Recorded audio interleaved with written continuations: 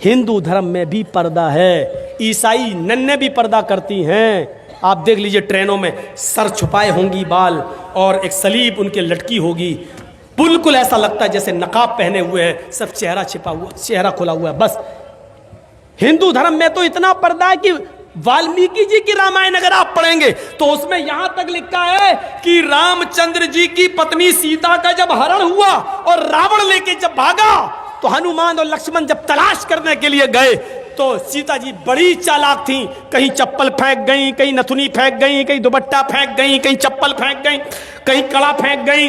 हनुमान एक एक चीज, ये चप्पल किसकी है? लक्ष्मण कहते मेरी भाभी की है, सीता की। चलो इसी रास्ते से ले गया। और आगे के दुपट्टा मिला, ये दुपट्टा किसका है? कहा ये दुपट्टा भी मेरी भाभी का है, सीता का। चलो और आगे चलो, इसी रास्ते से लेकर गया। और आगे बढ़े, एक एक चीज हनुमान जी देते गए और लक्ष्मण पहचानते गए। लास्ट में नाक में पहनने वाली नथुनी मिली, नथुनी।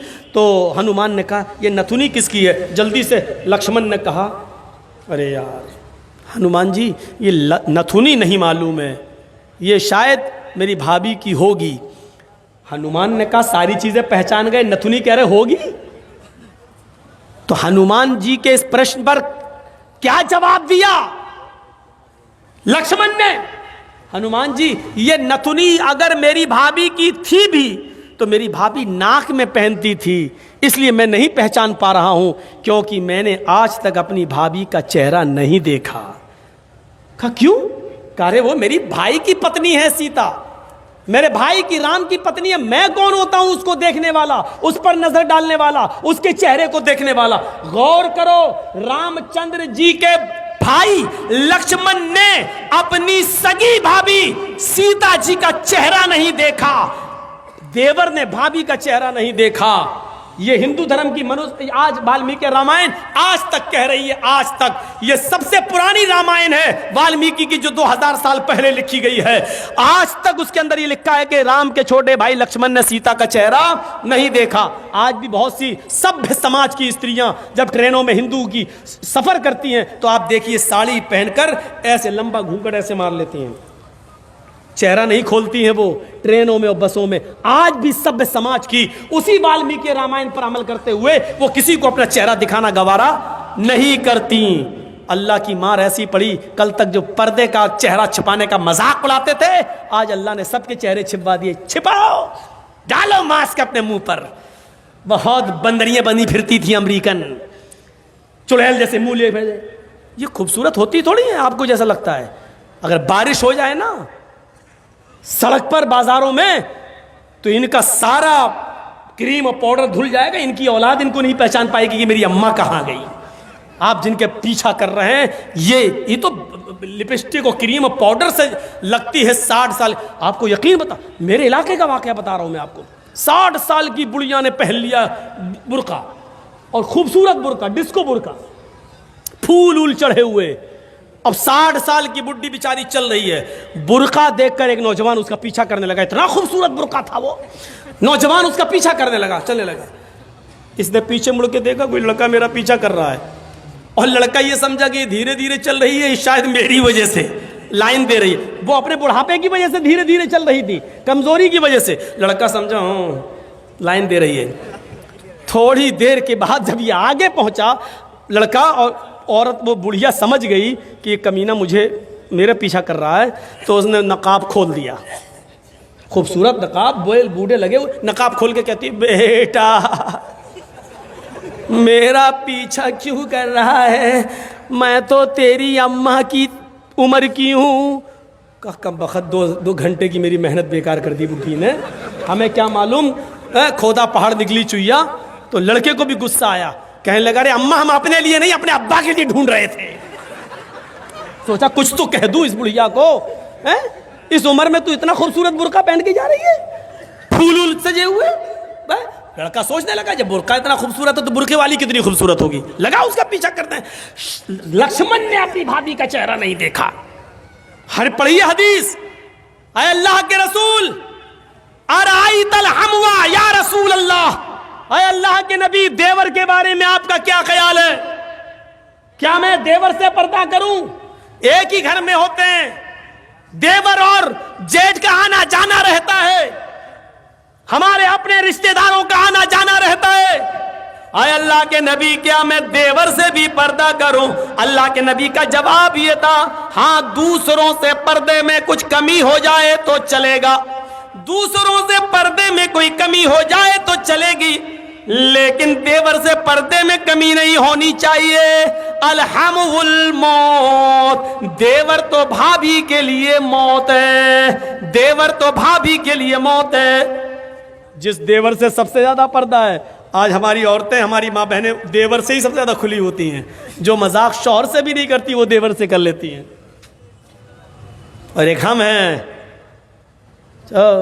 भाभी को घर पहुंचा दो, अपने छोटे भाई को कह रहे हैं भाभी को घर पहुंचा दो। और ऐसे ही ससुराल में हमारा हाल है, ससुर कह रहा है बेटा अपनी साली को जरा स्कूल छोड़े आओ। मामले दोनों तरफ से गड़बड़ हैं। हमने अपने भाई पर इतना भरोसा कर लिया। सऊदी अरब का वाकया सुने हो ना, जद्दा वाला, एक औरत बेचारी दर्द से कराह रही थी, दर्द से, और जद्दा के टैक्सी ड्राइवर बेचारा, उसको कोई कस्टमर नहीं मिला तो वो रुमाल मुंह पे डाल के लेटा हुआ था। जल्दी से औरत आई उसके पास, देखिए मुझे दर्द जे हो रहा है, बच्चे की पैदाइश की तकलीफ, जरा कोई करीब के हॉस्पिटल में लेके चलो, मुझे जल्दी से इलाज के लिए जाना है। ड्राइवर ने देखा, टैक्सी ड्राइवर ने, उसने कहा भाई औरत परेशान है, पेट बड़ा, उसने जल्दी से टैक्सी खोली, आओ बहन बैठो, उसने जल्दी से बिठाया और चल दिया। जद्दा के हॉस्पिटल में लेके पहुंचा और उसमें एंट्री होती है, तुम लेके आए हो? हाँ, लिख दिया। अब ये बैठा है कि जल्दी से वो चेकअप करा के आए तब हमें पैसा दे, जितना हुआ मेरे रियाल। उधर पता चला साहब उसको एडमिट कर लिया गया है, अभी वो 2-3 दिन रहेगी, आप उसके साथ आए हैं? इसने कहा जी। कहा ठीक है, उसको एडमिट कर लिया गया है। और उसने सोचा कि चलो अब हम चलें, 1-2 दिन के बाद आऊँगा, देख लूँगा अगर बच्चा अच्छा पैदा, अभी इतनी जल्दी छुट्टी थोड़ी हो जाएगी, डिलीवरी का मामला है, जब गुजरूंगा तब ले लूँगा पैसा। ऐसा वो चला गया। ये घर में जैसे ही लेटा, इशा के बाद सोया, फजर की नमाज जमात के साथ पढ़ने जाता था और फजर के बाद टैक्सी चलाता था। फजर की नमाज पढ़ के जैसे ही घर आया, इसकी बीवी ब्रेड और आमलेट बना के लाई, टेलीफोन की घंटी बजने लगी इसके घर पर, क्योंकि जब रजिस्टर पे जब इसने औरत को छोड़ा तो अपने घर का मोबाइल फोन और नंबर सब लिख दिया था। फोन फला बोल रहे हो? जी। भोपाल के रहने वाले थे ये लोग, टैक्सी चलाते थे 20 साल से सऊदी अरब में, जद्दा में। अच्छा तुम यहाँ अपने घर पे आराम कर रहे हो? का क्या हुआ? अरे कल तुम अपनी बीवी को हॉस्पिटल में छोड़ के गए हो ना, बच्चा हुआ है लड़का, आओ और अपनी बीवी को लेके जाओ यहां से। कहता है डॉक्टर दिमाग तुम्हारा ठीक है? बीवी? अच्छा हुआ ये फोन मैंने उठाया, कहीं मेरी बीवी ने उठाया हुआ होता तो कयामत आज ही आ गई होती। कहा आ रहे हो या मैं पुलिस भेजूं तुम्हारे घर? जिस औरत को यहाँ एडमिट कराने आए हो उसने कहा वही मेरा शौहर था जो यहाँ छोड़ के गया है।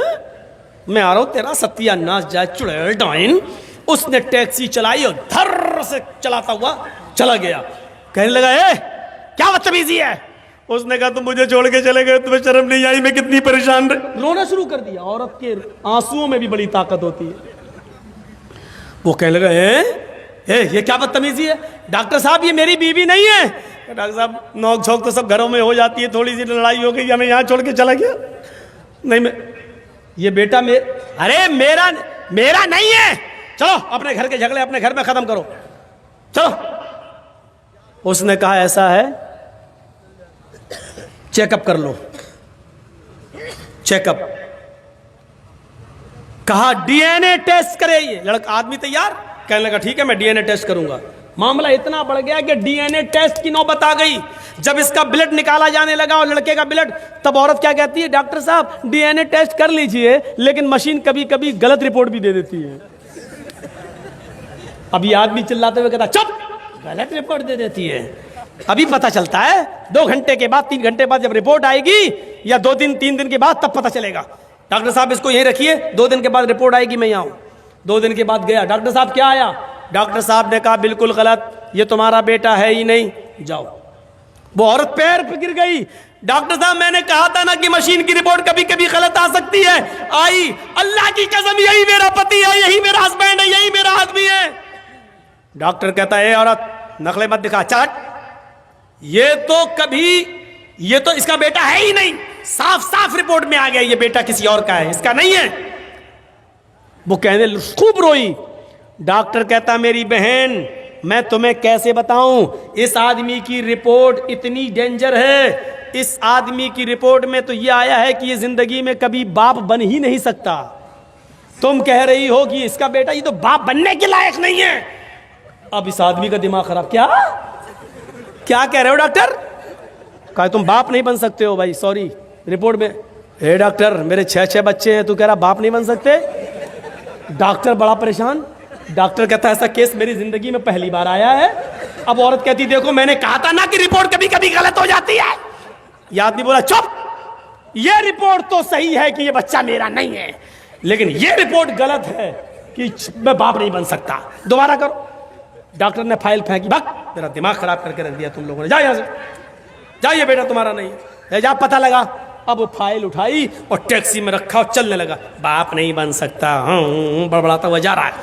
फिर सोचता है जमील साहब अगर ये रिपोर्ट सही है तो पता लगाओ ये खेत कौन जोत रहा है, ये बच्चे हैं किसके। सीधे घर में घुसा, टैक्सी लेके आया, मारी दरवाजे पे लात। बीवी कहती इतने गुस्से में दरवाजा खोला, उठाई चप्पल अपने पैर की 15-20 पहले मार दी। तुम तो रोज इज्जत करते थे, आज क्या हो गया तुम्हें? कस्टमर नहीं मिले, पैसेंजर नहीं मिले तो उसका गुस्सा मेरे ऊपर क्यों उतार रहे हो? कस्टमर का गुस्सा नहीं उतार रहा हूं, पहले ये बता कि ये 6 बच्चे किसके हैं। औरत कहती है आपको क्या हो गया?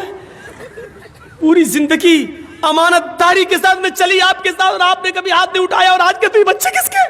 फिर बता रही कि नहीं बता रही? तेरा झूठ छुप नहीं सकता, पता चल चुका है मुझे। ये मेरी रिपोर्ट कहती है कि मैं बाप नहीं बन सकता, ये बता कि बच्चे किसके। तो मारो नहीं, मैं बता रही हूं। कहा क्या? का गुस्सा ठंडा करो पहले। कहा वो तो हो ही जाएगा, पहले बता।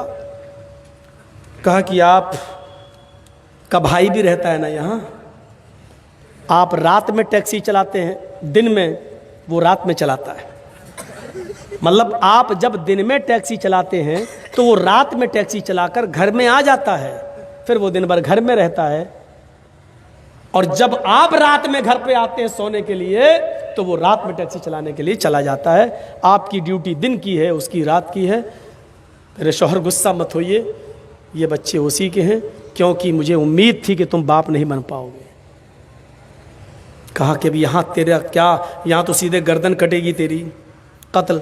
उसने उसी वक्त टिकट बनवाए और वापस भोपाल में आया और अपनी बीवी को तलाक दिया, और इद्दत गुजारने के बाद कहा छोटे भाई से, जब छोटे भाई ने ही मेरे पेट में छुरी भोंक दी और जब बच्चे ही तुम्हारे हैं तो बेहतर यह है कि तुम ही इस औरत को अपने निकाह में रखो, मैंने इसको तलाक दे दी है।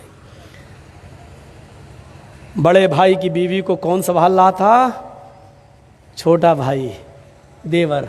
अब ईमानदारी के साथ बताओ ये हदीस कैसी लग रही है? अरअयतल हम्व या रसूलल्लाह, अल्लाह के रसूल क्या देवर से भी पर्दा करूं? अल्लाह के नबी ने कहा हम्वुल मौत, देवर तो मौत है भाभी के लिए।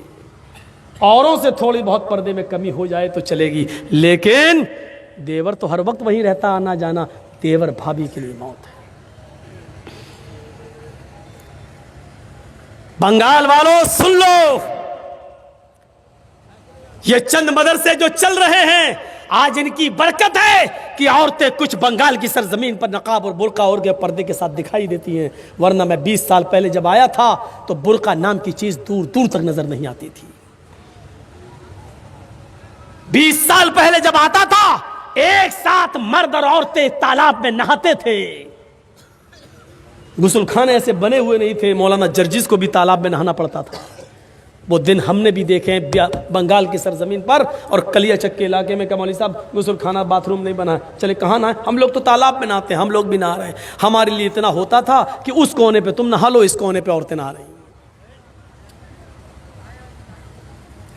ये चंद मदरसों की बरकतें हैं आज जो थोड़ा बहुत पर्दा दिखाई दे रहा है, लेकिन मजीद अभी पर्दे की जरूरत है।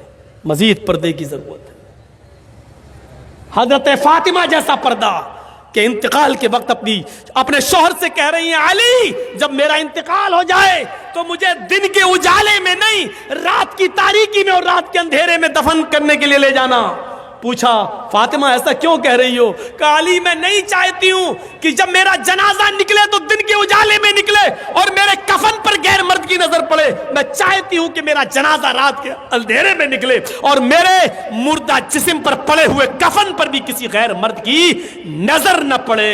ये पर्दा जो हिंदू धर्म के अंदर है वो इस्लाम के अंदर भी है। मेरे प्यारे साथियों, ये समानताएं हैं।